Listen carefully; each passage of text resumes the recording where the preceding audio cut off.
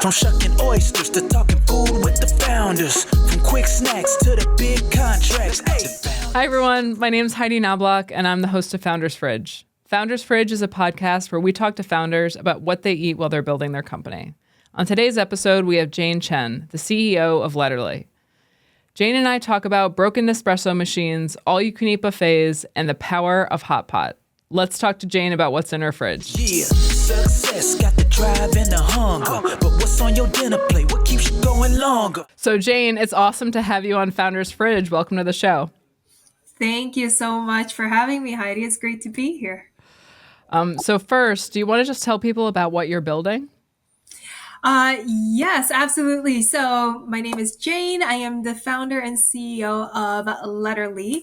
We're a venture capital backed startup that is all about communication. So we're an AI-enabled writing platform that keeps humans in the loop. And what's particularly unique about us is that we actually started out as a writing school, like an old school, bricks and mortars actually here in Saratoga. And we have basically grown it from a classroom of 30 students to something like 4,000 students right now. And so last year we went through a social entrepreneurship incubator down in New York City called Blue Ridge Labs. And we emerged as Letterly, and we developed an entire platform that really scales up personalized one-on-one communication training, primarily right now for K-12 students, and we're hoping to expand. So that's a little bit about what we've been doing, and it's been such a journey, so really excited to share the story. Awesome. So as you know, the podcast is all about food, of course, and just what you're eating while you're building your company. So how long have you been doing Letterly, approximately? So Letterly itself was founded last summer. So June of 2024. That's when we were really able to bring in a team, get our funding, put food on the table. But before that, we've actually been operating since 2020. So 5 years in and, generating good revenue, but really figuring out, how to scale it so that every student is able to have access to this sort of like personalized communications training. So, yeah. Cool. So what does your relationship with food look like while you're building? I have I love food so much, but here's actually something that's like really weird. I think for me specifically, I thrive on very authentic Chinese food. Like I can't just be fueled with like food generally. It has to be like the food from my childhood. And I grew up in Queens. I grew up in Forest Hills, which is like 5 minutes from Flushing. I think right now Flushing is the largest Chinatown outside of China, right? I think it's something like that, or in the United States. Anyway, it's really big. And so being in Saratoga Springs, you don't get that a lot.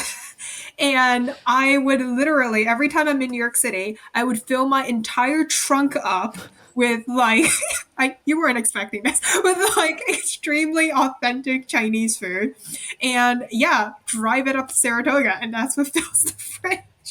That's awesome. But you're cooking, right? So like you're making all of the meals? A lot of it's ready-made already, or a lot of it is just, I am not a cook. I'm really bad at cooking, but I have a lot of funny like meal stories, so I feel like I could contribute. I would just boil water. I'd boil water. I would put some sort of like hot pot base. If anybody knows what hot pot is, it's flavorful broth. And then I just throw like things in it. So I'm almost having just like huge volumes of soup, but it's like, it's amazing. And I never get sick of it. And I have a lot of like pre-made food and things. So I was saying my cooking is like boiling things in flavorful broths. I love that. Do you know that every single founder who has been on the show so far has either pointed to soups or crock pots as like what fuels them? I know. It's becoming a common theme. soups, man. Like, and then you just put raw things in soups and it just boils them. It's like so good. And yeah, I would bring back an insane amount of food. And also a lot of ready-made food, a lot of DoorDash. Um, it's great. Love it. So, like, what does your typical day look like when you're building? Like, are you eating breakfast? Like, are you a coffee person? Like, take me just through a day of just normal food intake. Normal food intake. So kind of like guilty as charged. I go out a lot. I live on going out. In my past life, I was an investment banker, and I don't know if you're like familiar with the culture of seamless back in the day, but basically, if you stayed after like 6 or 7 p.m., they give you a $50 budget to buy dinner because you stayed in the office so late. So we would just like crush that budget because we were staying in the office like all the time. Like it was M&A. It was like M&A heydays. And so I was always eating out. And so I never learned how to cook food. And I still kind of do that to this day. So dinner is always, it's typically eating out at a restaurant or taken. Also, my husband doesn't like my cooking. He doesn't like boiled things. What can I say? You're just boiling things for like sustenance, and he's like, no. He's like, I'm not doing this. He would never say that. Well, he's not going to listen to this, but it's okay. He's not. He would never like say that. But I can tell when he gets like tired of hot pot after like 4 days. So I keep that for myself around lunchtime. So that's my lunch. We go out for dinner, and then working backwards to breakfast. I typically actually don't do breakfast mainly because my dinners are just so big and it's a lot. So sometimes I have coffee. Sometimes I don't have coffee actually, mainly because I'm almost when I wake up. I need to work on this, but when I wake up, I don't have a great morning routine because my dev team is in Europe. So when I wake up, it's in the middle of their day. So I'm literally like eyes open. 5 minutes later, I'm probably on a Google Meets or something like that. So I do all my product work in the beginning of the day, which is like really intense. And so the first time really I could you know, get up for air is around lunchtime anyway. And so sometimes I don't have time to make coffee because my Nespresso machine broke and I don't have time to fix it and I don't know how to use a drip coffee machine. So Keeping it super real. What happens here? so what do you think about this routine? Like, how does this translate into like just like the culture of Letterly? Like, is this like is this like a mirror to the culture of Letterly, or is it like do you just feel like totally separate? Like the get up and go, like first thing you do, like you're working with the dev team, like is that kind of the culture of Letterly? To be honest, no. I try to be more humane with the rest of my amazing team.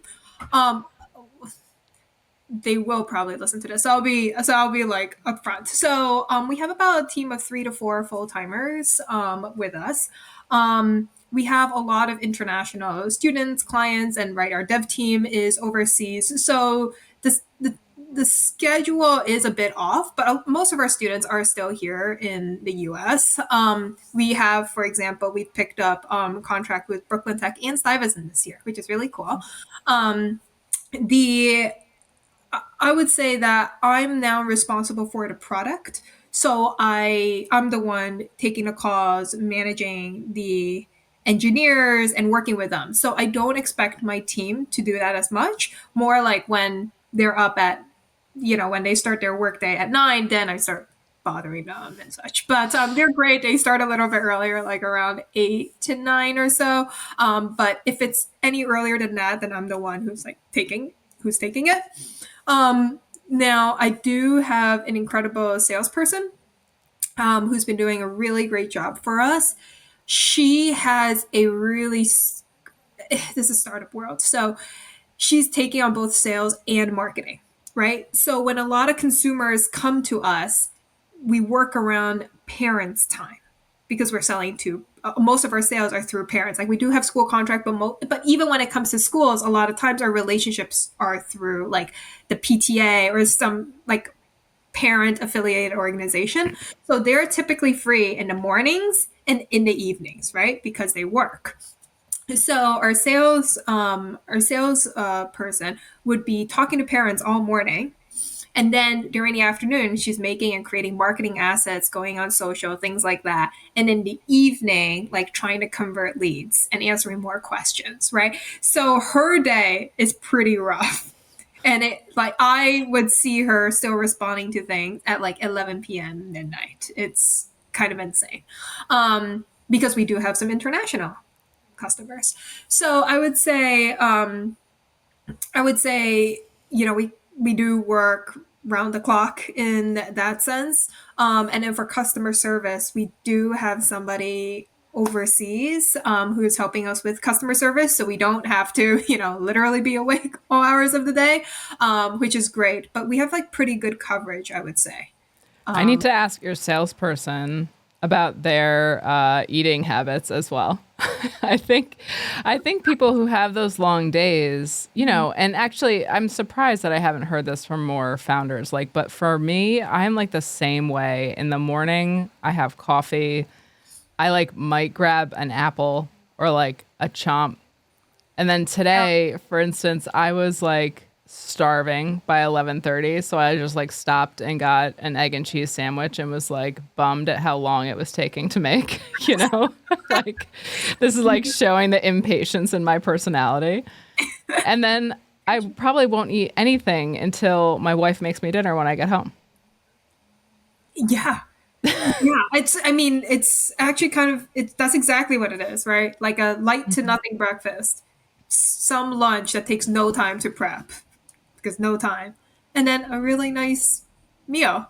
Hopefully that a partner can like Yeah, that's right. Hopefully that I don't make. Yeah. hopefully that I don't make. Yeah, absolutely. I know. I think that like, is there anything about like your routines and stuff that you would change? Because like when I look at my routine, I'm like, oh man, I would change a lot of things. When you like Instagram like doom scroll or TikTok or whatever. So one of the subjects that I've been doom scrolling is early morning routines. I've been doing it for so long now. And I see all this like really aesthetic, amazing morning routines. Like you wake up and you open your mindfulness journal. And I'm like, dude, I can't do this. Like I really want to. I have this entire thing. Like I bought the notebook, all that. Just like do not have the time to. One thing I will say, like I really do want to somehow incorporate, and I'm not sure where in a day, is to go and work out more regularly. That is something that's been really important for various reasons. I'm actually not able, I'm not able to work out in the capacity that I would want to, as I've done in years past. But my one sort of, I would say, like breather, something I really protect for myself in my routine, even though I don't have a routine. But the only thing that like I kind of like schedule is to hang out with my dog right now.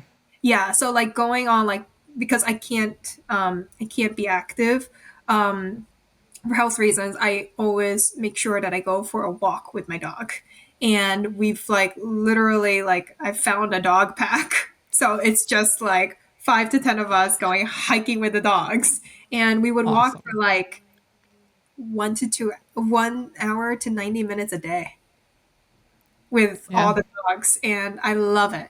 And that's in the evening. It's my happy place. So what was your relationship like with food? Was it the same before you were building Letterly? This is actually kind of funny. So I was a scholarship kid. I grew up in New York City, kind of in some rough neighborhoods. But I was very lucky to attend a private school on scholarship. Now, what that also means is that like food is pretty expensive, right? Like food is a lot. And the problem is that I was an athlete. Like I was like a hardcore athlete. So I ate so much food that the only affordable way to feed me was the all-you-can-eat Chinese buffets. Like, it was crazy how much I would put down. Like, typically after I've done like all my swim, like, because I was swimming both for my school and for the state, actually. So I would go to Burger King, I would eat an entire grilled chicken Whopper, an entire thing of Mountain Dew, and then I would go next door to Popeyes because they were like connected. I would eat a basket of fried chicken and an entire thing of their dirty rice or whatever you want to call it. I would eat the whole thing. And then later in the evening, after I'm done with my homework, I would go to Flushing for like late night. They had like twin lobsters for $15 or something like late night sale. And I would eat the whole thing. Like all of it. I was just crushing like 3,000 to 4,000 calories like a day. I was bulking without knowing what bulking was. Like if you see pictures of me back, I was like, the blaze, like the swim, like those shoulders and the blazers that don't fit because you got like too what, like that was me. I was a butterfly. Like it was crazy, and so the only way that my parents could really like feed me is through all you can eat buffets, and then I got to college, and I was like athletic, not like real thin, but I was like athletic. I was like in shape. It's like pretty obvious. But then when I got to college and I stopped doing all the sports, I ate the same amount because I don't know, calories in, calories out, that's never something I ever calculated because I was like burning 2,000 calories a day, right? Yeah. But yeah, it starts to show when you don't burn 2,000 calories a day. So my weight like swung like crazy, and I had no idea because I never cared. I was always just like food, fuel, whatever. Until at one point where I realized I was like, okay, like things stopped fitting. It's like, okay, I gotta like, what's going on? I was like, this is what's going on. I had actually moved to Europe at that point. I spent a lot of my finance years overseas, mainly around in Germany, and the food there is also so much better, right? Like if you look at American quality food versus international quality food, and takeout culture is not big there. Like what we have here in terms of DoorDash, that is not really a thing that then, and maybe a little bit now, but back when I was there in like 2014, that was not the case. And so I was forced to cook. Like I didn't know the first thing. I didn't know where to buy pasta. Like I had no idea. And but I still ate like all the pizza I drank, all the good German beer, and I still lost 20 pounds. Like that was how much my intake, like that was how ridiculous my intake was before, that I could still go nuts and just make my own food a bit and still lose like 20 pounds. It was crazy. So I feel like I have a very good and healthy relationship with food. Like because I think a big part of it was like I've always been an athlete, so food was fuel for me. And so like I calibrate accordingly. And it does sound like, as you're building Letterly, and you tell me if this is wrong, it does sound like food is like just a necessity that you must have. So it's like, I'll spend the least amount of time possible to like fit it into my day. Yes. Dinner for me is like protected time. Oh, Dinner okay. is more like conversation. I would say like that's more like a connection, like connecting with like my friends, my family. I would say that is something that is super, super important to me. I've lost that in previous years, I would say before Letterly, in starting in maybe the first year of the startup, I think, and even before that when I was like on Wall Street and such, like I think I lost that. And I think just for like mental sanity, dinner is protected, and then everything else is like up for grabs. So if we, I was just saying, it's really funny when you mentioned how you were impatient with like with that egg sandwich, yeah. a sandwich. Just now, I was like running back here from a meeting, and I was like, should I just pick up sushi or wait for a sandwich? Should I pick up sushi or wait for it? I was like, I'm gonna pick up sushi. Absolutely. So if we looked in your fridge right now, what would be in your fridge? As you know, I'm moving right now. I'm in that process. So I also host a lot. during I just host a lot. I actually really love having friends over. And so we just had a potluck this weekend. And because they know that I'm moving, they left all the food for me. Oh, that's really That nice. was so, so sweet. So if you open it right now, it's all leftovers. But they're like good leftovers. Yeah, So like what do you got in there? I've got um, chicken and lamb biryani. So one of the women did homemade Indian food. That was crazy. I've got chives and shrimp wontons. That's me. Carrot ginger soup. This Polish like celery root salad. And this like salmon. That's really good. And probably some rotting naba cabbage because I never cooked. That's my fridge right now. Oh, and one slice of Pope's pizza because just like chilling, like my husband, whenever he never packs the pizza in the fridge because it's like so hard to find a container, so he just leaves it open on a plate, and I'm like, this looks so sad, but that's my fridge. I love my fridge. My fridge, I have to tell you, I and this is so embarrassing, but unless something is like right in front of me, like the pizza is just sitting there, like I'm never gonna find it. So like Kelly all the time, my wife, she's like, "Did you open the vegetable drawers?" I was like, "No."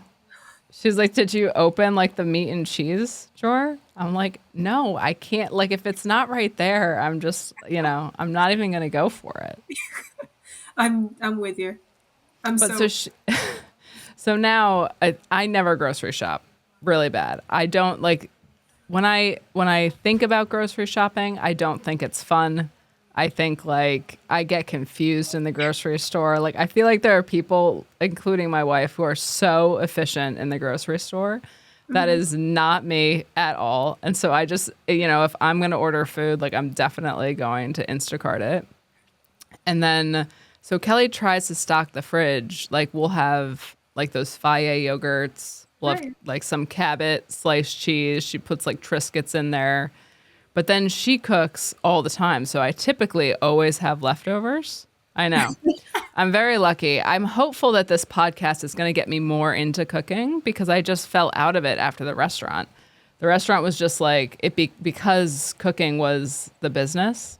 It was just like, I saw food as like, oh, that's the cost of goods sold for like that steak frites. That, I, oh gosh. Oh my gosh. Going to a restaurant with you, be like, oh, they're oh. so overcharging us. Well, what's the worst at a restaurant is I'll be like, hey, we should get this meal because it's the best, even though it's probably the most expensive, it's the best deal for us because it's their highest cost of goods sold. And Kelly would be like, yeah, but like, I don't want to eat that. That's so funny. That's Yeah, that's hilarious. I love I that. know. I I know. love So, that. all right. So you're moving. So what are you going to have for dinner tonight?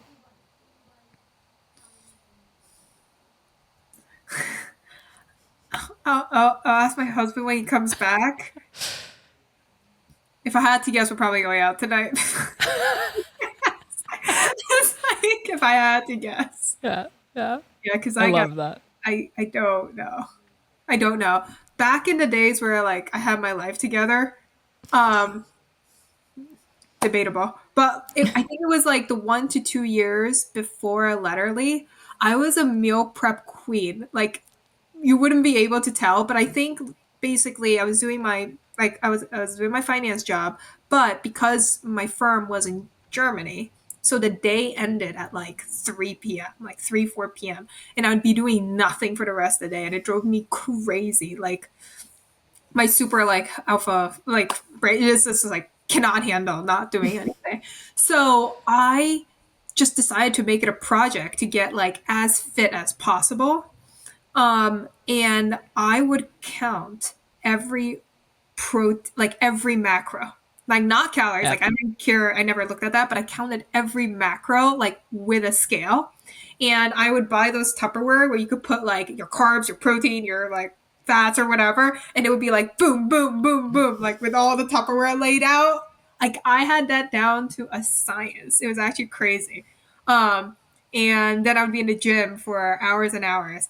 Anyway, after that, I was like, okay, this is crazy. I got to stop this. And that's because I started Letterly. And you're like, now I'm just going to boil some water. No, I'm boiling water because like, I don't have time for this. All right. So if people want to find out more about Letterly, where should they go? Letterly.io, but also our Instagram at Letterly Learning. So come check us out. We profile our coaches, we profile our students. Our bunch of our students won. Actually, half of our students actually became finalists in this John Locke essay writing competition, which was really amazing. So we're featuring all of their writing. And so, yeah, check us out. Letterly Learning. Awesome. Jane, it was awesome to have you on the podcast. Thank you so much for coming on. Of course. Thank you. This is super fun and very different, like versus like other business-based podcasts. But this was like just so much fun. So thanks so much for having me. Awesome. Thanks, Jane. Bye. Yeah, success got the drive and the hunger. But what's on your dinner plate? What keeps you going longer? From shucking oysters to talking food with the founders. From quick snacks to the big contracts. The Founders Fridge.